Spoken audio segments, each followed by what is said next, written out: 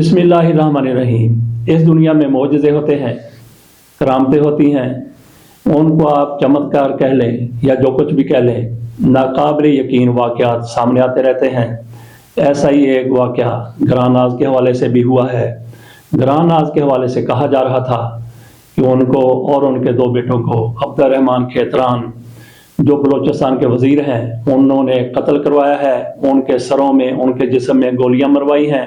गोलियां मरवाने के बाद उनको कुएं में फेंक दिया गया। उनकी लाशें कुएं से बरामद हुई, उनका जनाजा भी करवा दिया गया और फिर अब्दुर्रहमान खेतरान को गिरफ्तार भी कर लिया गया। अब ये मोजज़ा सामने आया है कि जिस खातून के बारे में कहा जा रहा था कि उसको कत्ल करके उसकी लाश को कुएं में फेंक दिया गया है, ग्रानाज़ वो जिंदा है।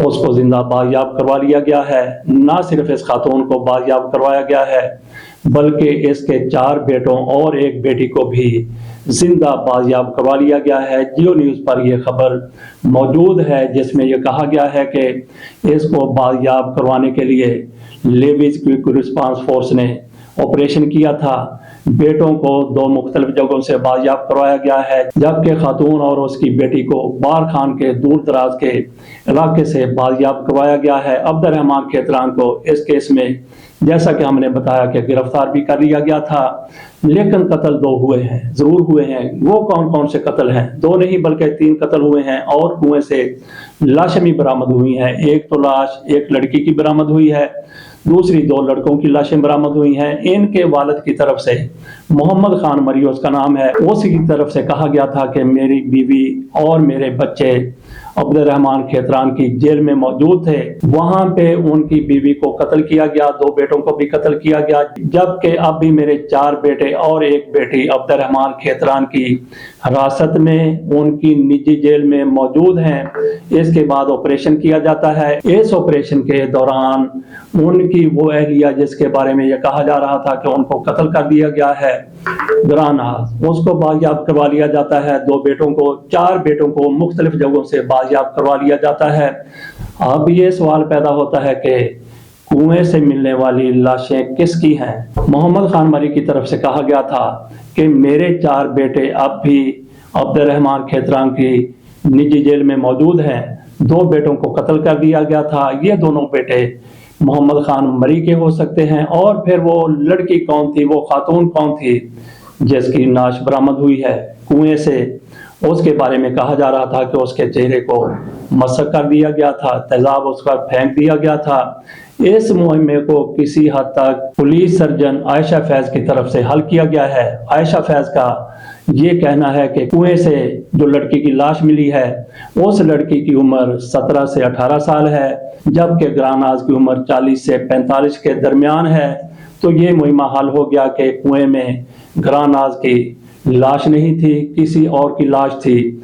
अब देखते हैं कि मामला आगे किस तरह से चलता है। इसको आप मौजज़ा नहीं तो फिर और क्या कहेंगे, क्योंकि वो खातून ग्रानाज़ की तरफ से एक वीडियो भी सामने आई थी। उस वीडियो में इस खातून की तरफ से ये कहा गया था कि मैं अब्दुर्रहमान खेतरान की हिरासत में हूँ, मेरे बच्चे भी उसकी जेल में हैं, हम सबको बचाया जाए, हमारी हिफाजत की जाए। लेकिन अदारे हुकूमत इन सब को ना बचा सके। लेकिन हुआ ये कि ग्रानाज़ वो जिंदा बच गई। अब ये सवाल पैदा होता है कि जो लड़की कुएं से मिली है वो कौन लड़की है? क्या वो मोहम्मद खान मरी की बेटी है, ग्रानाज़ की बेटी है? ग्रानाज़ ने कुरान मजीद हाथ में पकड़कर ये भी कहा था कि मेरी बेटी के साथ ज्यादती हो रही है। तो फिर जो बेटी इसके साथ बायाब हुई है वो कौन है, और कुएं से मिलने वाली लड़की वो कौन है? ये बहुत बड़े सवालात हैं। इनका जवाब भी मेरा ख्याल है कि एक आध रोज में सामने आ जाएगा। अब बात कर लेते हैं इमरान खान की जेल भरो तहरीक की। इमरान खान की जेल भरो तहरीक पहले रोज ही कामयाबियों से हमकरार हो गई है। इमरान खान की जेल भरो तहरीक बुध 22 फरवरी से शुरू हुई थी। पहले रोज चंद गिरफ्तारियां हुई हैं। लाहौर से शाह महमूद कुरैशी को और दीगर लीडरों को गिरफ्तार किया गया। उसी शाम को सुप्रीम कोर्ट की तरफ से आज खुद नोटिस ले लिया गया। 9 रुकनी बेंच बना दिया गया, जिसने ये तय करना है कि इंतखाबात पंजाब असम्बली के, खैबर पख्तूनख्वा असम्बली के 90 रोज में ہوں گے یا نہیں ہوں گے، اب تک انتخابات کیوں نہیں ہو سکے؟ تو صدر صاحب نے جو انتخابات کی ڈیٹ دی ہے، کیا صدر صاحب نے یہ سارا کچھ آئین کے مطابق کیا ہے؟ ایسے دیگر سوالات بھی ہیں جن سے یہ ایک امید پیدا ہو گئی ہے، بلکہ امید نہیں، یہ یقین پیدا ہو گیا ہے کہ 90 روز کے اندر اندر انتخابات ہو جائیں گے۔ سپریم کورٹ کی طرف سے جس طریقے سے نوٹس لیا گیا ہے، عمر عطا بندیال صاحب کی طرف سے جو بینچ تشکیل دیا گیا ہے، اس بینچ میں 9 ججز شامل کیے گئے ہیں۔ چیف جسٹس عمر عطا بندیال صاحب اس کی خود سربراہی کریں گے۔ اس پر بھی مسلم لیگ نون کی طرف سے، پی ڈی ایم کی طرف سے چیخ و پکار شروع ہو گئی ہے۔ رانا ثناء اللہ کی طرف سے کہا جا رہا ہے کہ ہم نے 2 ججوں کے حوالے سے کہا تھا کہ ان کا رویہ متعصبانہ ہے۔ کیوں متعصبانہ رویہ ہے؟ کیونکہ انہوں نے وہ فیصلے دیے ہیں جو مسلم لیگ نون کے خلاف گئے ہیں۔ مسلم لیگ نون کے خلاف یا کسی بھی پارٹی کے خلاف یا کسی بھی شخص کے خلاف جو جج فیصلے دے دیتا ہے تو کیا وہ متعصب ہو جاتا ہے؟ ان کا اشارہ واضح طور پر علی باقر نجفی صاحب اور اعجاز الحسن صاحب کی طرف ہے۔ ان کو یہ متعصب جج سمجھتے ہیں۔